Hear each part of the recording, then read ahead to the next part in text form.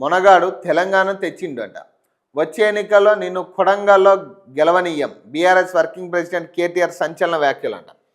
రేవంత్ రెడ్డి మిమ్మల్ని వ్యక్తిగతంగా తిట్టాలని నాకు లేదు, కానీ తెలంగాణ తెచ్చిన నాయకుడిని 2 సార్లు ప్రజలు గెలిపించిన ముఖ్యమంత్రిని, నా తండ్రిని మీరు తిడుతుంటే ఒక కొడుగ్గా నాకు ఆవేశం రాదా అని బీఆర్ఎస్ వర్కింగ్ ప్రెసిడెంట్ కేటీఆర్ అన్నారు.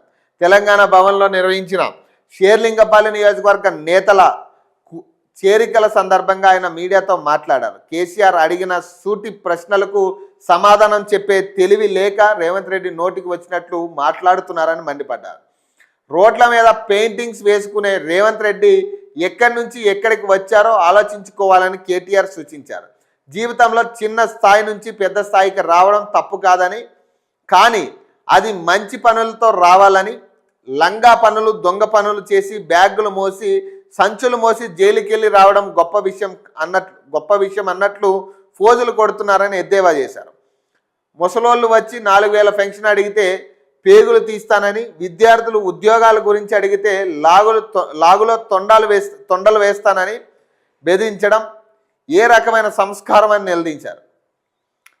తను హైదరాబాద్ గల్లీలో పెరిగిన వాడినేనని తిట్టే తెలివి తనకు కూడా ఉందని హెచ్చరించారు. నేను గుంటూరులో చదువుకుంటే రేవంత్ రెడ్డికి ఎందుకు నొప్పి?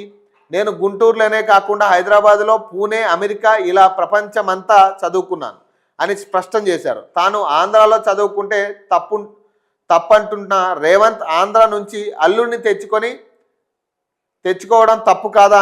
అందుకే ఈయనకు భీమవరం బుల్లోడు అని పేరు పెడితే సరిపోతుందని ఎద్దేవా చేశారు. మా నాయన తెలంగాణ తెచ్చిన మొనగాడు, అది నేను గర్వంగా చెప్పుకుంటా.